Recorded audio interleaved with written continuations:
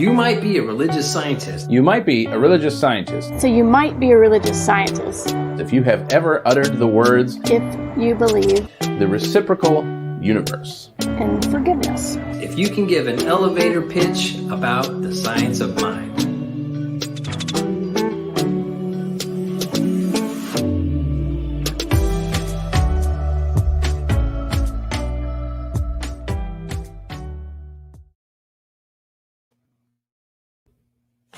Hello. Welcome to Truth Be Told, another episode, and we're grateful that you're here or you're checking it out whenever you are. So this week, or our whole month, we've been talking about the core principles of the science of mind, and it's been a lot of fun. Essentially, what we're doing is this book. It's huge. It's a large book, and what we have determined is that it's really the same kind of 10 things all repeating. It's really cool how we are breaking them down each week into our little segments to really kind of focus on each one. And just like everything else we've been talking about for these last 40 plus weeks, is that this all plays off of each other. It's all so intertwined that when we try to discuss about one of them, we have to pull in some of the concepts from the other. So this core principles, really, we're talking about how everything in the entire universe works, including you and I and the creative process. So it's all really pretty fun stuff. We're grateful for you being here. Let's also take a moment to recognize today, September 21st, is the International Day of Peace, or World Peace Day. So just recognizing that there is lots of people of like mind who are all doing the individual personal work to create this world that's more peaceful and more harmonious. And that's what it takes, is intentional action on your part, on my part, on our part. And that's what we're doing. So thanks for keeping that in mind. If you're checking us out, I'm assuming you're somewhat in alignment with that. So I think that's really all we have to say. This one today, since there's 10 core concepts and we have 12 segments to fill, you're going to see what we did today, and then next week as well for the last segment, we had to fill it with something, and I think it's kind of fun. So stay tuned, see what that's about. Thanks for being here. Enjoy this episode of Truth Be Told.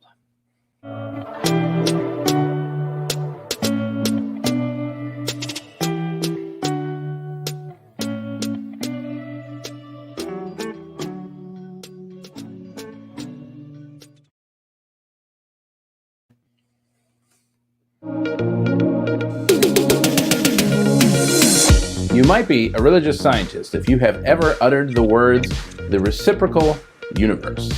I think this is by far one of the most fascinating topics in this series because it touches on so much of this philosophy, the nature of the universe, the nature of us as people, and the nature of how we interact with the universe and actually create and interact with our world. The first thing we need to touch on, though, is thought itself. I think for most of us, we have come to learn that our thoughts are ours and they exist somewhere in our head. And yet, science cannot actually find yet anything that creates or even processes our thoughts. Certainly our brains react to these thoughts, but we haven't yet been able to find if, in fact, our brain is the creator or processor of these thoughts, where that would be. I like to think of it like our computers, the internet, all this cloud-based storage, that files exist on some computer somewhere and then are stored in a cloud through the internet and then are accessible to any other computer attached to that cloud storage system. And so I think this is really similar to the way our thoughts work. Mind is not located, is not local within us. It's not located within us. That mind is simply just existing. This thought that we have, it may be our thought to have in the moment, and yet it is not solely our thought. And so this is a perfect example of the reciprocal universe, because the mind, the capital M mind, the thing that has been conscious of creation all along, this is our cloud storage, and yet we are all tapped into that cloud storage. And so we have a pathway back and forth between mind and our portion of that mind, our our ability to tap into that mind, however we want to define that, whatever words we want to put to that. We are all tapped into this mind in that same way. So, thought, whether it is ours specifically or whether it is belonging to this larger mind, in some way immediately informs both the local computer and the non-local cloud. And so this file, this thought, is then everywhere. It's available everywhere in both local and non-local places. And this essentially is how the reciprocal universe works. We can recognize this most easily in what we call affirmative prayer. And so this begins with us, the person, having a desire, a need, and speaking that desire or need into our existence. We are the ones, let's say, creating that thought in that moment, or at least having that thought in that moment. And instantaneously, that thought then is available now everywhere through this cloud network. So we begin as the giver in this situation. We are giving of our information, of our thoughts, to the universe. The universe then immediately receives that, the universe being the receiver. We give, it receives, and then universe, doing what it does, sends that back down through this cloud network to us, to the world, and then we become the receiver. And so then this continues. As we receive that, we actually become this feedback mechanism for the universe. We are constantly feeding back to this cloud system what this experience is like, what life is like for us, the individual, as part of, right? We couldn't actually have the cloud server anywhere without all of the computers connected to it, without the server that creates the network itself. So as complex as that might be, that's probably one of the simpler ways to begin to understand how this reciprocal universe actually plays out in our life. And so if we look at the Science of Mind teaching symbol, we actually see this in action. We see that there is the circle, which is God, circle representing infinity, the all that there is, and within this there are the three attributes of life. There is mind, there is law that creates, and then there is the experience, there is form. And in addition to this, we also see what is most commonly referred to as this V in the middle. And in actuality, that V is more like a waveform than it is an actual V. Because within this infinite reality, the V becomes that feedback mechanism, that there is a thought in mind which travels through law and becomes reality in form. And then that form, us, our experience, feeds back into the universe and it travels back up through law into mind. And you'll see that there is that swoosh at the top of what is looking like a V, and that is actually that thought feeding back into the universe, infinitely repeating this process where it becomes this waveform of thought through law into form, back through law into mind, coming back down, and we're feeding back constantly and instantaneously, that there actually is no time that separates any of this. It's just a constant feedback of information. And really, we are the giver and the receiver in this experience.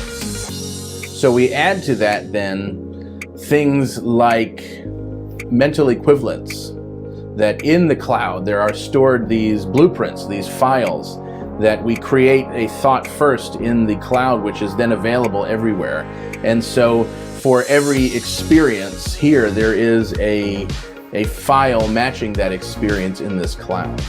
And so the reciprocal nature really begins to explain, in, I believe, almost all of the aspects of this philosophy. Oneness, wholeness, the creative process, pretty much anything that you can imagine that we could deem a science of mind principle or a universal principle at all, really, all gets wrapped up in this idea of the reciprocal nature of the universe.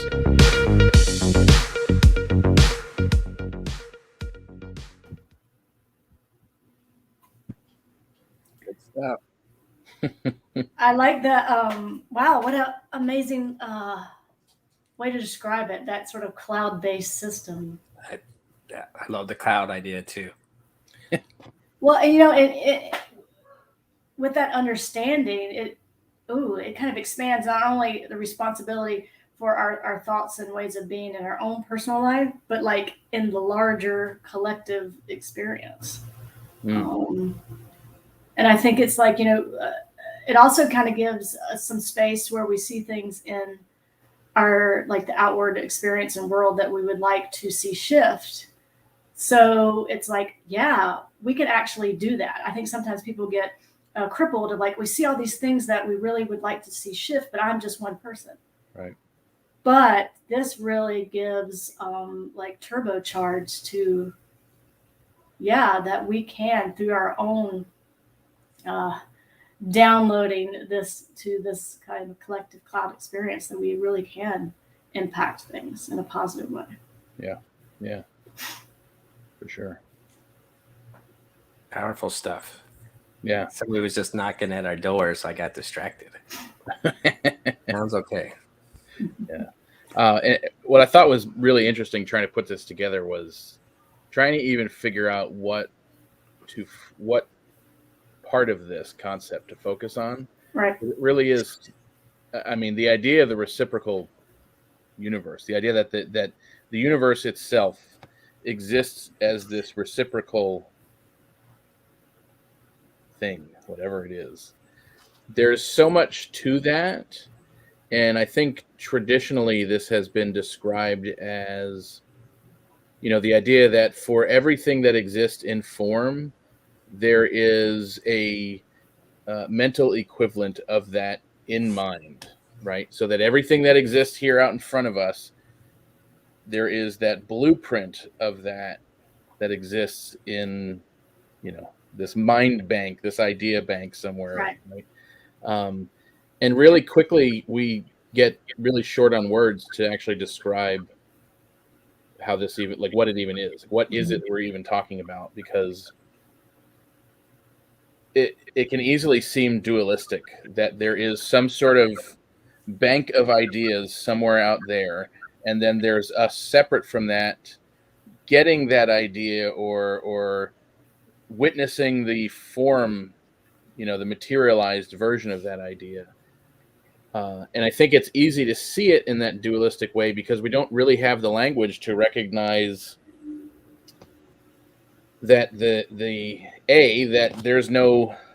there is no mind bank of ideas out there. Like there's not actually a physical thing anywhere, right?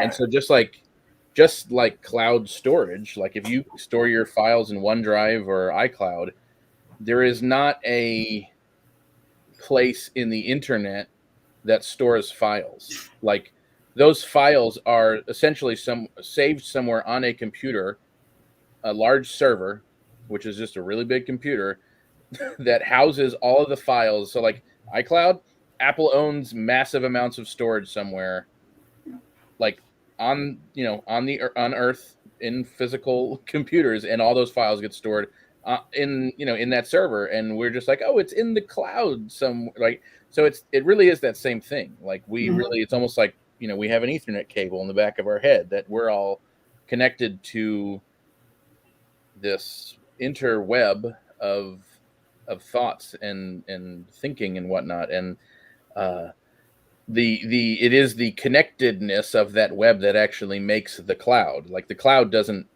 exist outside of everyone storing their files through this server into this server computer. Right.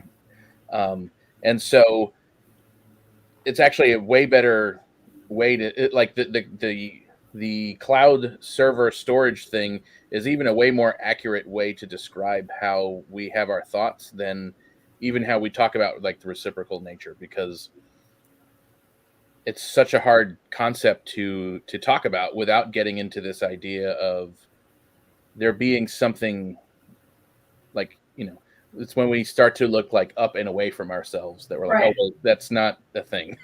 Right.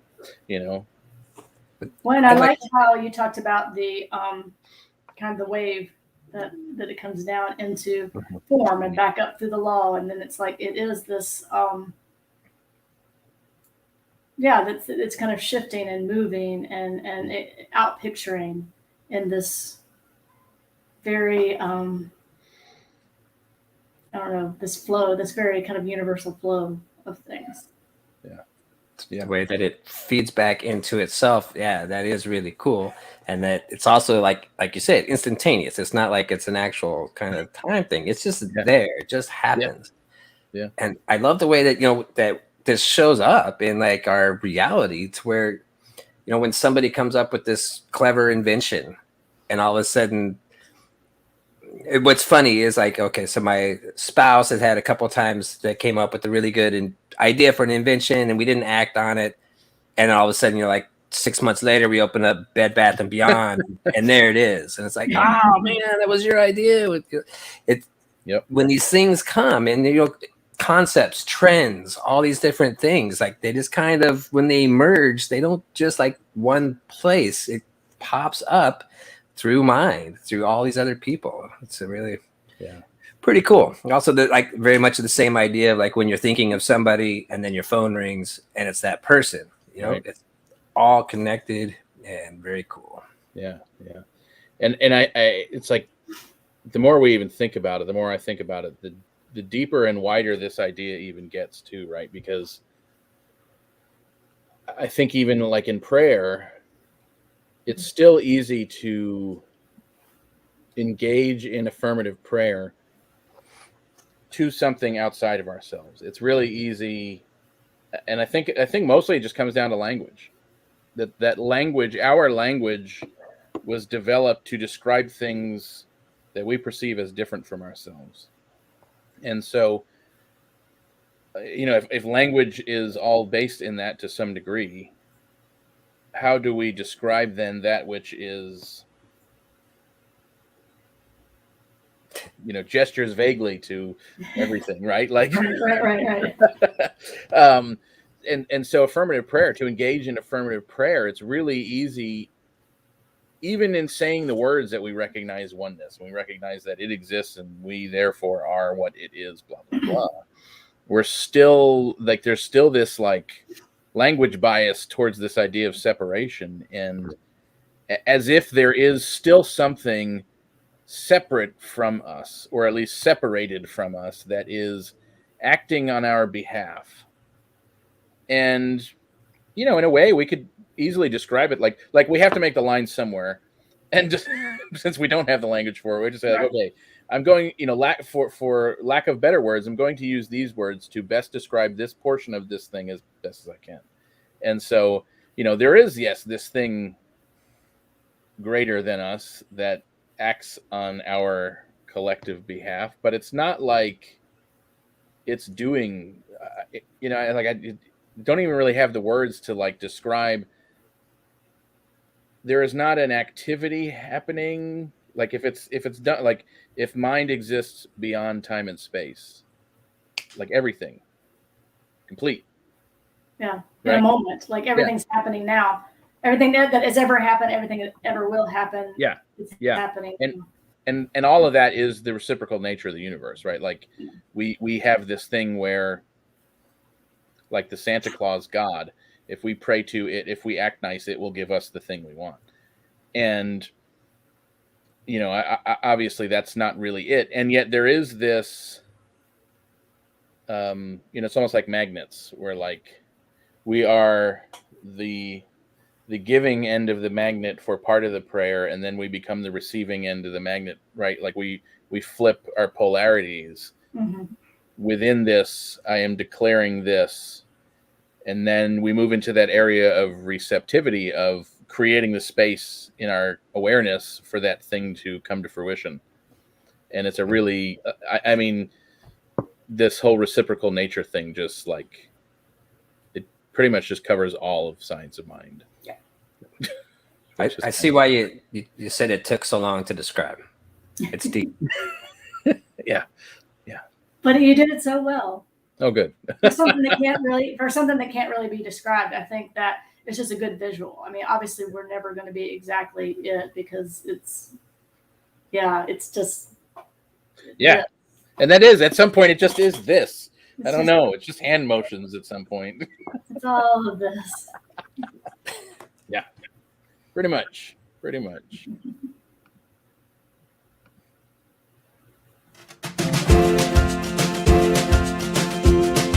So you might be a religious scientist if you believe in forgiveness.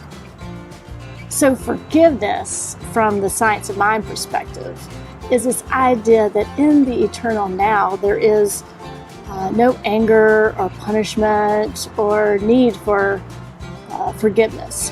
So if there's any need that is the human condition, it's the human need in the human realm.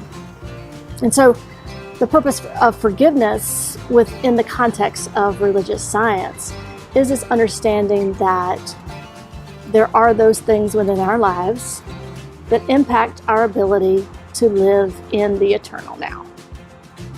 And so I've experienced this, and I'm sure you have, where we've had these situations or people or individuals in our lives that have created this cord, this energetic cord between them and me, or between them and you. And you know it when it happens, you can feel it. And so when we have those energy things that are pulling our energy in these directions based on past experiences or past things that have been done to us or said to us, or past interactions that haven't really set well with us, then we can feel our energy tugged, and it's so hard to live in the eternal now. So what we know is that in the now, in this present moment, that all things are in divine right order, all things are perfect, all things are whole. So it's only when we allow these energetic cords in our lives to distract us from the eternal now that this need for forgiveness arises. And so for me, forgiveness often is a spectrum. It's a spectrum it's a journey, I should say. A journey from moving from that place where my energy is affixed to that individual or that circumstance that has brought challenge in my life, between that space and living in the eternal now. So when we allow ourselves to shift from that space, these energetic cords, these cords that tie us to the past, are released, and we can live in the eternal now. And so that is the long and short of the focus of forgiveness in religious science. It's the ability in the human condition to free us from all things that impact our ability to live in the eternal now. Because in that space is limitless possibilities to live, love, and express ourselves fully as individualized expressions of the divine that we are.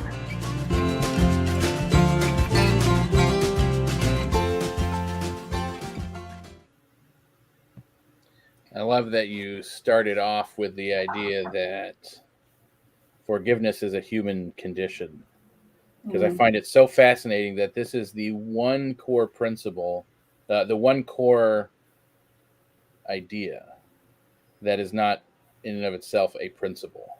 Like forgiveness is not a universal principle, even though forgiveness may feel like it's a universal need, I guess. I'm not sure how we would label that, but the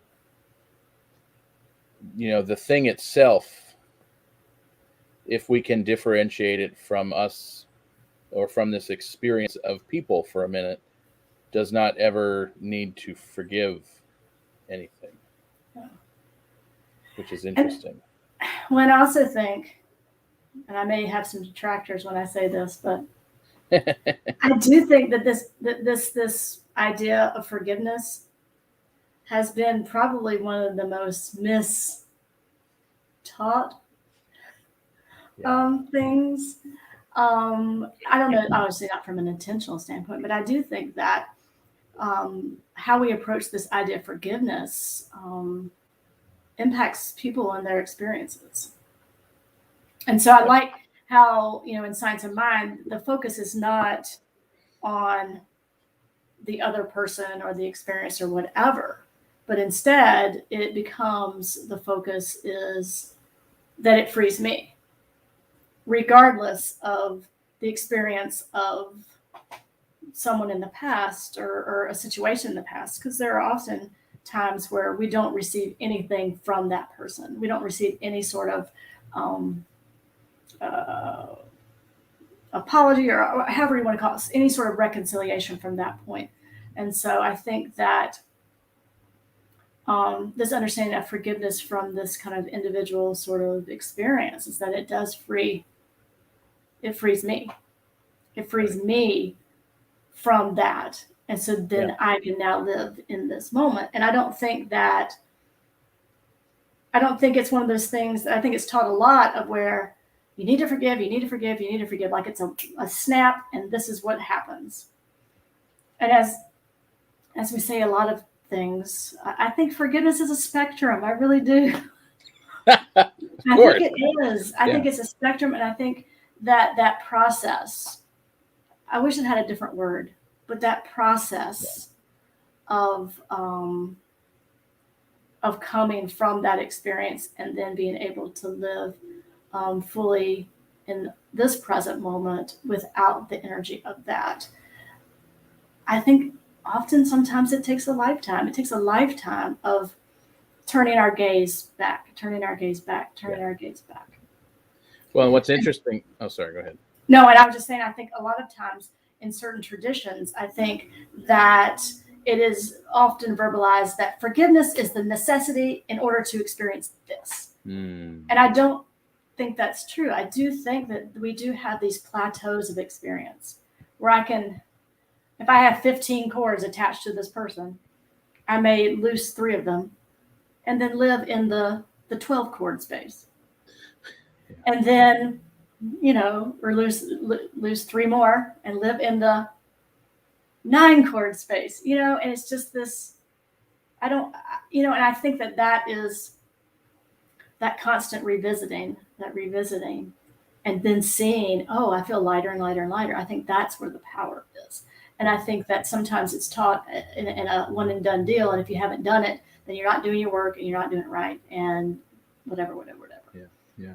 Well, and even to take it back further in our history than that, how many of us grew up with, you're a little kid and you hit somebody on the playground and your parents say, go tell them you're sorry, whether you are or not. And as a kid, I wasn't. I hit him because I was pissed, or whatever, right? Even now you may not be. Yeah, right. I mean, we're talking little kids, I guess, right? Right. But, from such a young age, little kid hits another little kid, and kid A is told, go tell kid B you're sorry. And then kid B is supposed to forgive kid A for hitting them. Meanwhile, kid B is like, why? He just hit me. It still hurts. Mm-hmm. Like I can literally still feel, and so I'll speak from my experience. I don't think the idea of forgiveness and saying sorry and then forgiving somebody, I don't think it was ever explained clearly, but the message that got taught, and I've seen this countless times since, is you're supposed to forgive the person that hit you on the playground because they said sorry. They didn't necessarily mean it, but they went through the motions of saying sorry. So now you're supposed to go through the motions of saying, that's okay, I forgive you, or whatever. Right. And so we're not really learning to feel our way through anything. And anytime we do, like, forgiveness then has this whole baggage in history. So then, like you said, that there's certain faith traditions where you have to forgive in order to experience this next greatest thing. And what has been really interesting, I've seen, not so much within science of mind particularly, but the larger new thought, I have seen people who have come out of the Christian faith of you have to forgive in order to, who have rebelled against that idea of forgiveness and say, I don't have anything to forgive. Yeah. Right. And then there's this, like, pick up your bootstraps kind of thing, like this rugged individual, like, I don't need to forgive anybody. I've taken a forgiveness workshop. I'm done with that, and it's like, oh yeah, well, because we totally missed out. And I actually think it almost seems like there needs to be another, like if there's going to be another word introduced somewhere, can we introduce another word to the little kids so they don't grow up with a baggage around forgiveness? Right. Because I think forgiveness is actually a really powerful thing as adults to step into. Yeah. Because since it's not a universal principle, that means it is about me, right? Like the only thing I get to do with it is me, is my own thing. And what a powerful idea. We're not actually, you're not actually forgiving the kid who hit you on the playground for hitting you. It's I recognize that you too are human, and we do human things, and I'm not going to carry around the pain and the story that I'm creating because you hit me. I don't know why you hit me, and honestly, it doesn't really matter. Right. And then, as adults, it's like, it doesn't mean it's okay that person did the thing they did,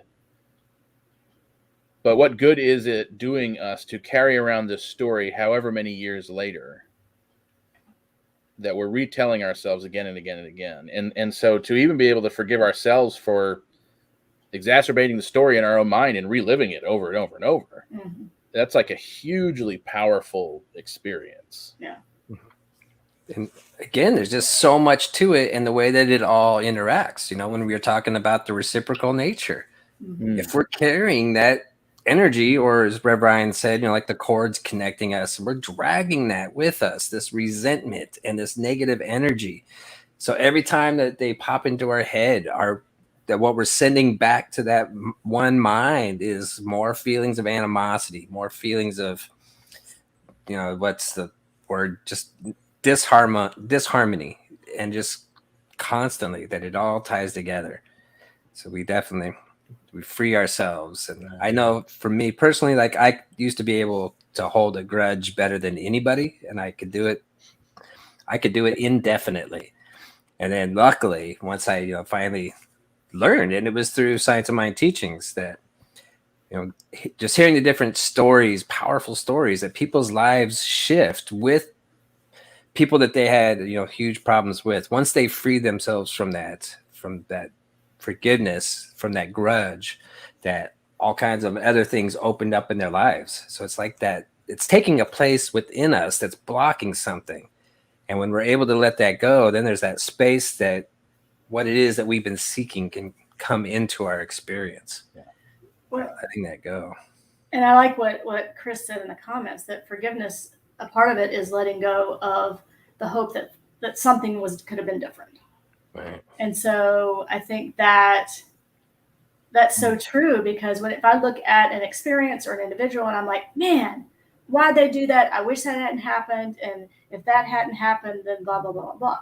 Yeah. And so that doesn't negate that what happened really sucked, or that, I mean, a lot of things really suck and are really bad things. And so I think that there is this misconception, I think, in some teachings and the way this is expressed, is that if I forgive this, then it means it was okay.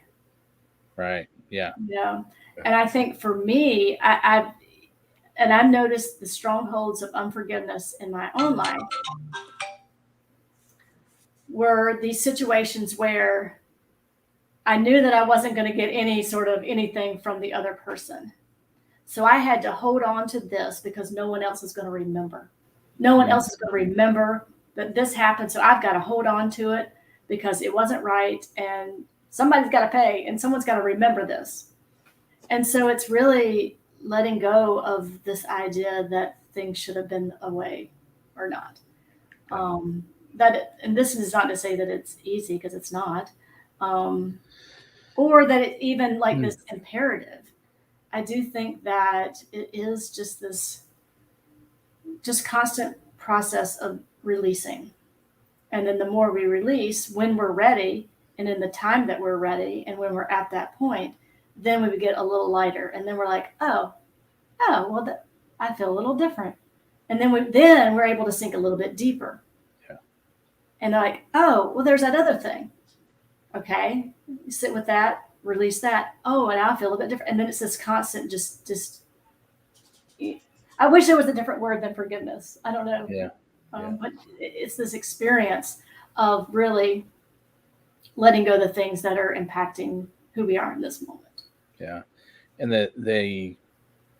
when we realize how twisted all of these experiences and stories and what we carry around about it, like that idea of, I need to keep this idea going so that somebody else knows, so that they know I was wronged, and I'm right about this, and that other person was wrong in what they did, and everyone needs to know.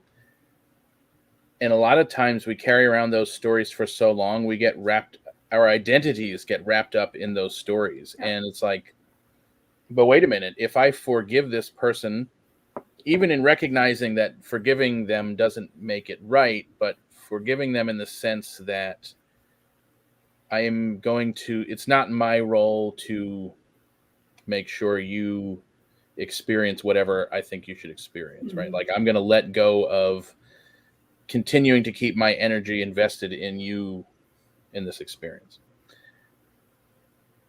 But it's like, wait a minute, but if I do that, what was the point in holding on to this story for that long? And who am I if I let this go now? Because so much of what we don't actually have these thoughts consciously, but subconsciously it's like, wait, but if I forgive them and let this story go, what was the point of the last 15 years? Yeah. Who am I now? Who am I now? And why did I carry that story around for so long? And now it's like, what do we know? I mean, there are like major stories that we're attached to for a lot of reasons. And some of them is because we have wrapped our identity so much around this story. And in a lot of times it's way easier to bring it up and be the victim when it sounds mean to say convenient. Whenever, I mean, it's like we all have that thing where it's convenient to play victim right now. And so I'm going to, hey, but this thing happened to me and this is my story. Right. And so, like you said, even though it feels that way, it is still more freeing to not have that story. To be like, I guess my point is, if you are that person in that situation, and I think all of us are to some degree, no matter how much personal work we've done, how much personal growth we've been on, it is still okay to let that story go, that we are not going to like disintegrate and lose our life or our identity or importance, right? Like, we actually become more of ourself by letting that go and not less. And sometimes that feels really painful. Yeah. But that's okay. And I think that's the word. And I really do think it's a lifetime process of stepping into more of ourselves. Yeah. And so then I think that forgiveness, or this releasing, is one component of that. There's so many components, and we've talked about a lot of these components and these concepts. And it's like, this idea of forgiveness is just one more component of being able to step more fully into ourselves. Because that self, that place, that space that is within all of us, that is the divine essence, is has never been harmed, has never been challenged, has never been whatever, and that's who we are. Yeah. So that voice is that observer that is allowed to observe ourselves as in that situation, or observe that's who we are. Yeah. And so then it becomes just stepping more and more and more in that. And I think that it's never a one and done. It's just a gradual, like, stepping into that. And I don't think that there's this is the correct formula of forgiveness. Call in, buy one, get one free, $19.95. This is the formula, and this is how it works. But I do think that, it's just a revisiting of those things, that those stories. And I think that's what we do. Our minds do that. We create stories to fill in the gaps. We've talked about that because our brain doesn't like these gappy things, so it's minding the gaps. Yeah. As we've talked about before. I think that's a lot of the forgiveness work. Yeah. I just had this thought. Because this is the only one on the list, it's the only core concept that may not be a universal principle, but it is the one thing that if we didn't have it on the list, none of the others would matter, because it's the one thing that actually bridges the gap in our minds between what we think reality is and what reality actually is. Yeah. And so we all have this. Here we go with words again. The human experience is the spiritual experience. I'll start by saying that. Right. But we all have this human experience of the spiritual experience where we have the freedom to get in our own way.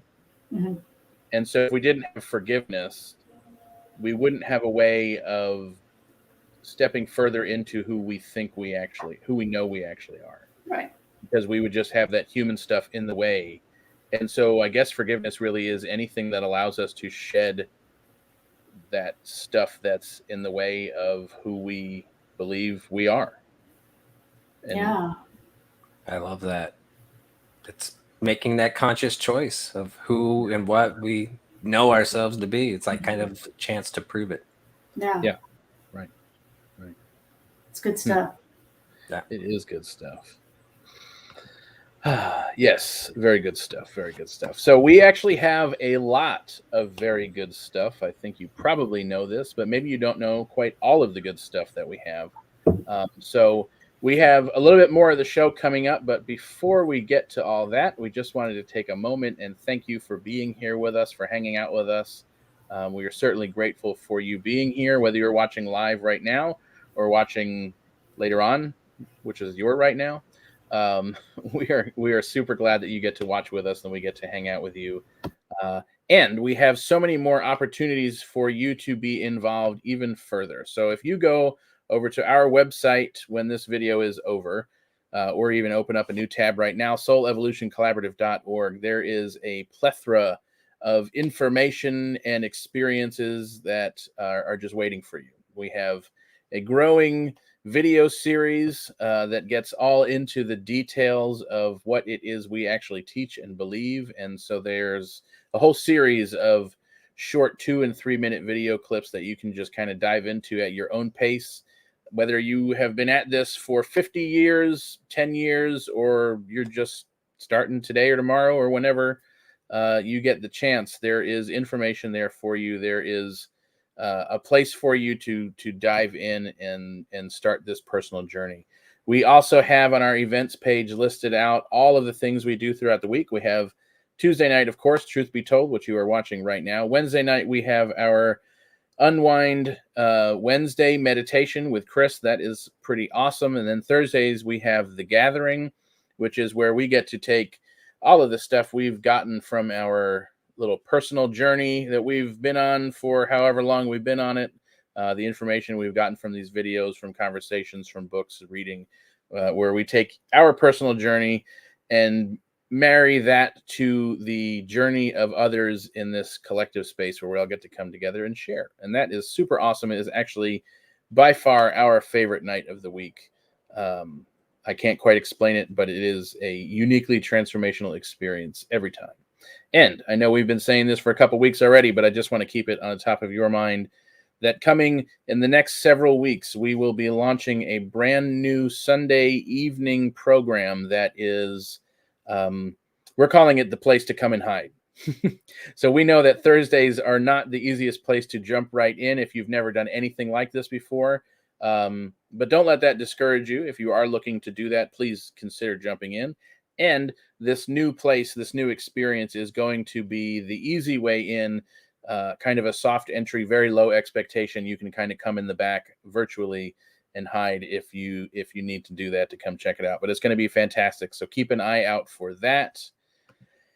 And I think that is probably enough for now. We will jump back into the show and get, where is it? Here it is. This part's a little fun, so I hope you enjoy it.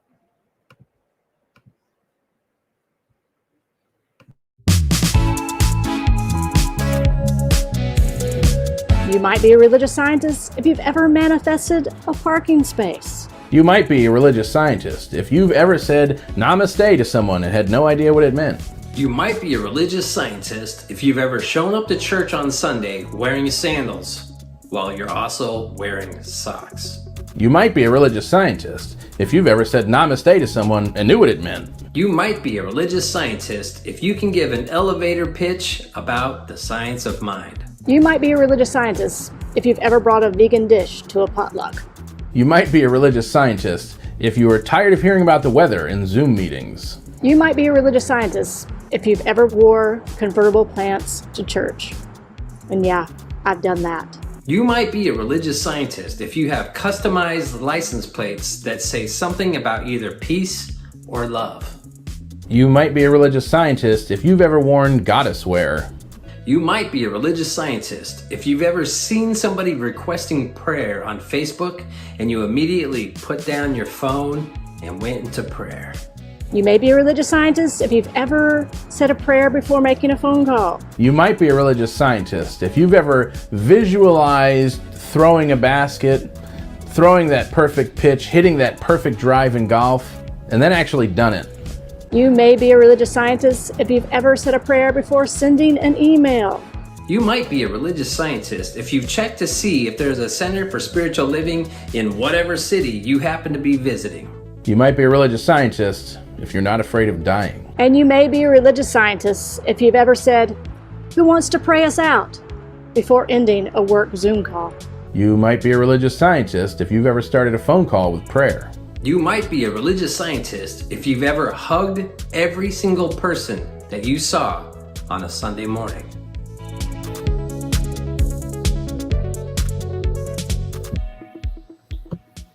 Fun stuff. Fun stuff. Well, we are here at the end of Truth Be Told, and we are so glad that you have joined us and have experienced the fun that we have. We have the most amazing job. We get to come together and talk about these core principles, these core ideas, and really build an amazing community. And we're so grateful for people like you who tune in, who support us, whether it's with your presence, with your financial abundance, which we're so grateful for. So if any of these ideas have kind of tickled your fancy and you're like, yeah, I really want to get on board with this and support the mission of Soul Evolution Collaborative in really expressing these ideas of religious science and science of mind in new and innovative ways, then, join us for any of the programs that we've talked about today, whether it's watching Truth Be Told or our meditation or our gathering or the new Sunday experience in the next few weeks. If you feel called to support this ministry financially, we're always appreciative of the abundance that flows within our lives and within this ministry. If you'd like to do that, hop on over to soulevolutioncollaborative.org and click the donate button. So we're so glad that you joined us. Thank you so much for having a little fun with us. And for some of you, we'll see you on Thursday. And for everyone else, we'll see you next week.